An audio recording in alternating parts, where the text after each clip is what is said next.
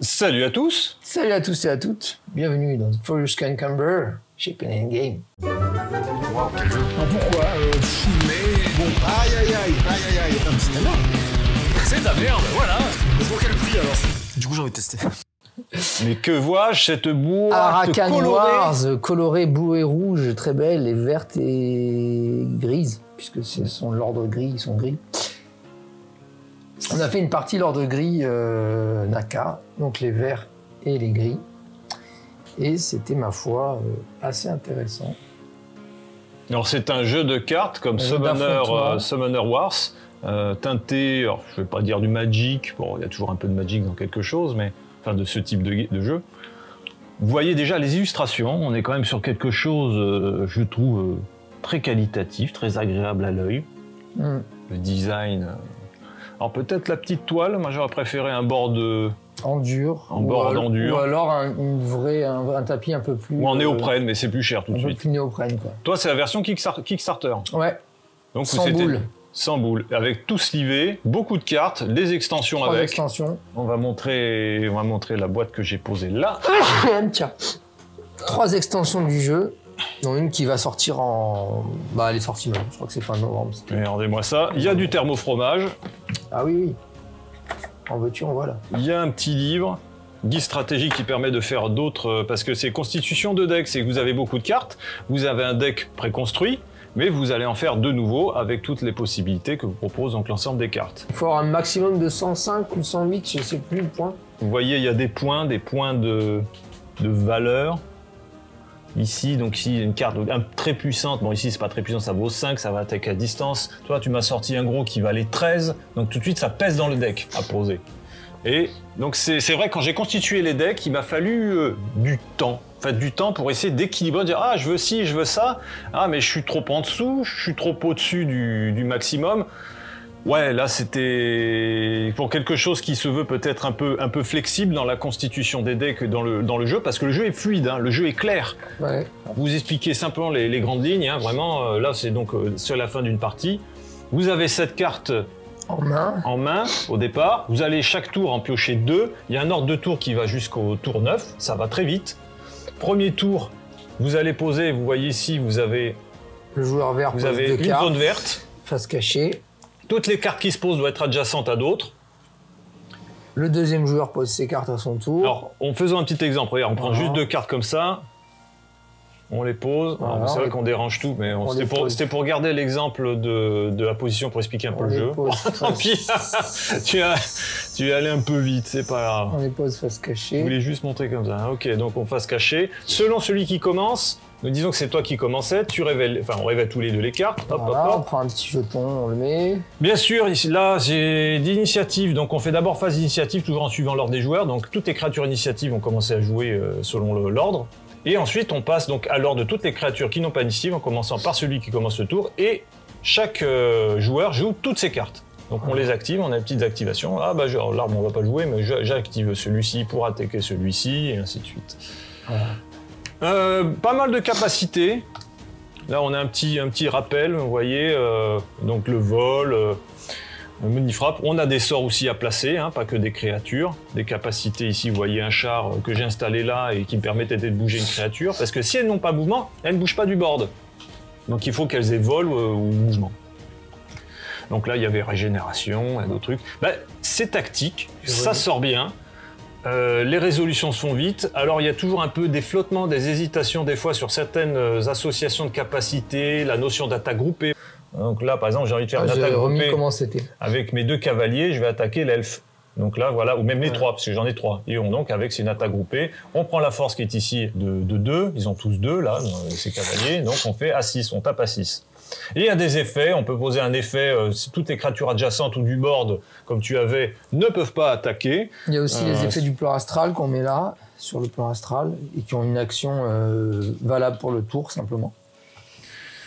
Ben, à part la constitution de deck, je trouve laborieuse selon les contraintes formulées. Il faut faut faire attention à ce qu'on fait, prendre le temps. Moi, je les ai tous constitués et tous les decks constitués, ben, j'en suis content. Mais on peut pas, on va dire, les reconstituer à la volée. Pour moi, c'est la principale critique du jeu, c'est qu'à j'ai envie de changer à la volée de deck. J'ai envie de jouer la même faction. Mais non, tu vas pas pouvoir faire ça comme ça en Il claquant faut des doigts. racheter le jeu et refaire, Ou alors, refaire un deck. Ou alors, oui, ça demande de s'organiser, c'est-à-dire vous retriez vous prenez une note des decks que vous voulez jouer et vous retriez les cartes pour pouvoir jouer après un nouveau deck. Oui, ou tu rachètes une boîte de jeux de base et si tu peux racheter juste le deck vert, tu rachètes le deck vert. Vous pouvez racheter en double, en triple, pour avoir plein de cartes, vous pouvez les imprimer, faire ce que vous voulez. Vous pouvez aussi jouer à 4. Alors on a essayé en jouant chacun 2 factions. Ce qui est intéressant en jouant un joueur joue 2 factions, c'est que vous avez 2 couleurs qui peuvent faire s'associer pour faire des effets, des associations de capacités, parce qu'ils ont chacun leur spécialité, leur préférence. Et c'est intéressant, c'est encore plus tactique, mais à ce moment-là, on perd un peu de la fluidité du jeu, ce qui est normal. Mais j'avais trouvé justement d'un coup un peu ce côté... Alors, c'était pas très lourd, mais là, tu vois, cette partie 1 contre 1, ça allait vite, ça va. Limite peut-être un peu trop vite, mais le 2 contre 2 était peut-être un peu trop. C'est 30-40 minutes. Hein. Parce que là, il y avait quand même beaucoup d'effets. Vous avez 2 mains à ce moment-là, avec plein de cartes. Vous devez les poser, prendre en compte chacune de vos factions. Alors, à voir avec 4 joueurs. Là, on était avec 2 joueurs qui jouaient 2 factions chacun. Mais moi, franchement, c'est une bonne découverte. Je voulais prendre déjà Summoner Wars, le 2, la réédition de l'ancien jeu, que j'ai pas pu tester, mais celui-ci, en tout cas, est très agréable à l'œil, se joue très bien, vite, et on n'a pas de grands moments de tension, mais on en a quelques-uns. On a quand même souvent, à chaque coup, la surprise de révéler les cartes. Ah, il se passe ça, j'avais pas pensé à ça. Et cette possibilité de revenir en jeu. À un moment, tu avais tout nettoyé, il me restait plus qu'une carte. Et je suis arrivé après dans les tours précédents à revenir. Donc c'est pas dire des parties qui sont pas décidées trop à l'avance. C'est que tu peux prendre une petite claque, mais tu peux revenir, tu peux faire d'autres effets. C'est pas Magic où d'un coup si le mec inonde le board et que t'as pas de swipe, t'as pas de réponse en soi. C'est un jeu qui n'empêche pas, ça peut arriver. Sur nos premières parties, nous avions les decks de base, qui étaient plutôt, je trouve, un peu faiblards dans ce qu'ils faisaient. Oui. Mais en les améliorant et en prenant un peu les grosses cartes à côté, chaque faction quand même a ses atouts. Je trouve en plus le jeu de toutes les parties, on a quand même fait pas mal. Je l'ai trouvé équilibré. On a fait peut-être une dizaine, facile. Ouais, c'est vraiment un jeu chouette. Bon, alors je parle beaucoup. Bon, qu'est-ce que t'en dis? Moi, j'aime bien aussi. J'ai un peu plus de mal pour les stratégies. Par exemple, là, j'ai esquivé un truc qui aurait pu me faire gagner, me faire garder un mec à 7. Là, je sais plus où il est. Parce qu'il est, voilà, chasseresse. Voilà, parce que j'ai attaqué celui-là. Au lieu d'attaquer celui-là. Alors il y a un calcul de points, oui, alors on n'a pas dit, c'est intéressant ce que tu soulignes, alors garde en mémoire ton raisonnement, c'est que le gagnant c'est celui qui a le plus de cartes en board, pas le plus de cartes, mais celle qui rapporte le plus de points. Numérique en board. Donc vous voyez ici, celle-ci vaut 3, celle-ci vaut 8. Comme il m'a volé mon 12. Moi j'ai occupé l'arbre qu'il avait posé parce qu'il y a des lieux, donc les lieux, mais on peut les prendre d'assaut et en prendre possession, les conquérir. Et à ce moment-là, on a les capacités du lieu, ici qui était régénération pour toutes les cartes adjacentes, et avoir les points, donc qui rapportaient quand même 12 points. Toi, tu as posé 13 et 10 à la fin, que j'ai pu rien faire, mais ça t'a fait remonter le score. Et ton plan, comme tu le disais, ici, c'est comme tu attaques à distance, c'est assez loin. Moi, j'ai mouvement ici. Donc, il aurait fallu, tu avais choisi de faire une attaque groupée avec ces 2 archers contre ce cavalier pour le tuer. Très bien. Non, pour le blesser. Alors, blessé, parce que j'ai régénération, mais il ne pouvait plus être activé. Désactive, du coup, il ne pouvait plus m'attaquer. Très bien. Par contre, le choix aurait dû se porter ici parce que ce cavalier donc lui a tué une grosse unité qui valait 7 parce que s'il avait désactivé celle-ci, ce cavalier n'aurait pas pu tuer celle-là, j'aurais pas pu que le 7. Et n'aurait tué qu'une créature qui ne valait que 3 au lieu de 7. Voilà, une différence de 4 points sur la victoire. Juste pour avoir une idée du calcul et comment remporter, on va dire s'approcher de la victoire.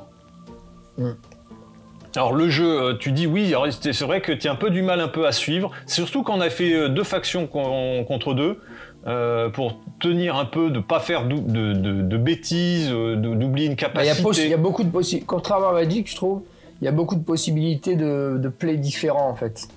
Magic, souvent, t'es un peu assujetti à ton mana qui va sortir, et tu vas dire, bon bah là je dois jouer noir parce que j'ai du mana qui est noir. C'est pas une obligation, ça dépend des decks que tu joues, mais oui, je comprends. T'es souvent contraint.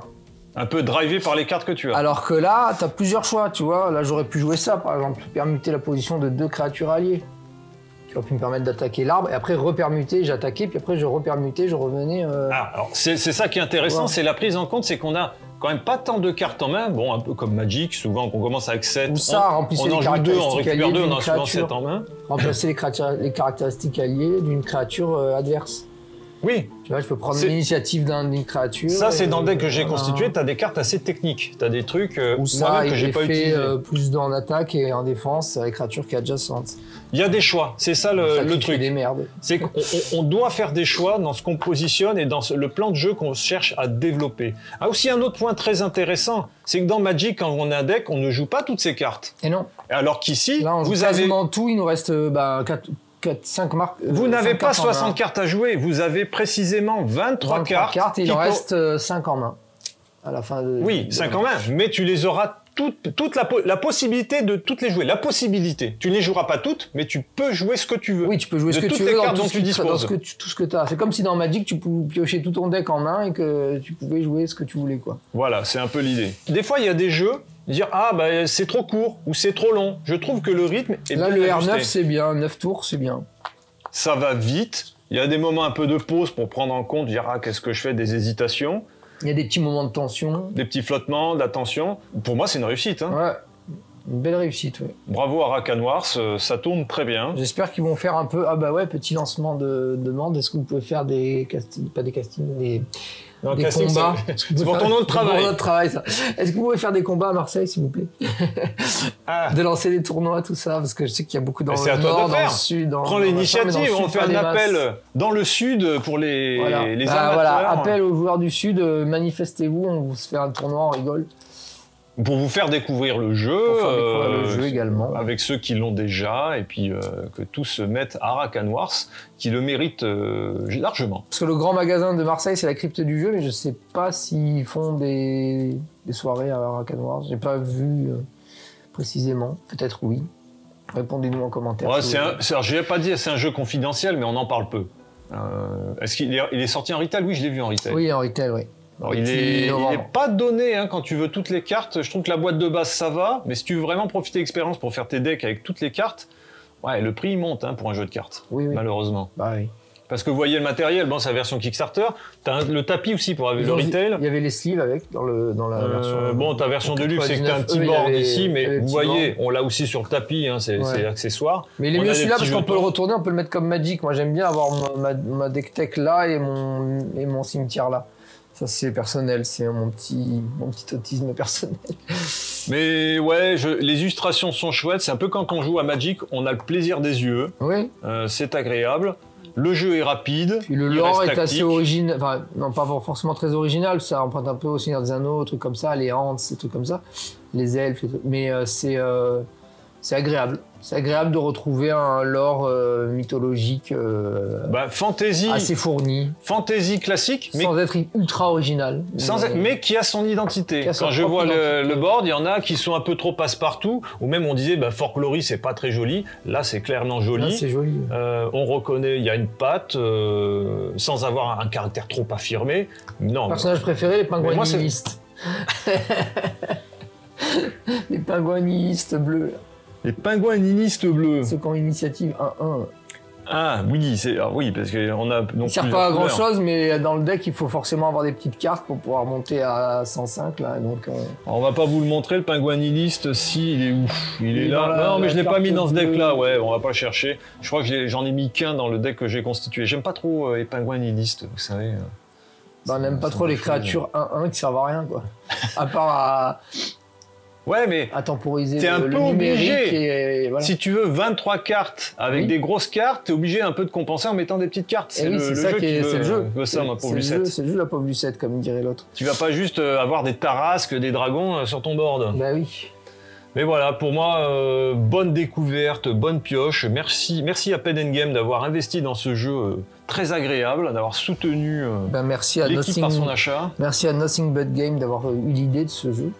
Parce que moi, c'est vrai que quand je l'ai vu, Au début, j'étais moyennement emballé parce que je me suis dit, oula, ça a l'air compliqué. Il y a un peu de Ouais, maths, vous voyez des le maths board, et tout, on dit machin. ah mais il y a des capacités, il faut bien regarder. Et en Mais fait, non, bon. ça va assez vite. On a 2 très beaux petits ustensiles qui peuvent servir avec les phases d'un round et les attributs juste derrière. Donc voilà, ça permet, c'est des phases de référence qui nous permettent vraiment de se retrouver dans le... Ne pas être trop bloqué par justement toutes ces petites spécialités que les personnages ont. Omnifrappe, par exemple, qui peut te permettre de tirer tout autour en adjacence.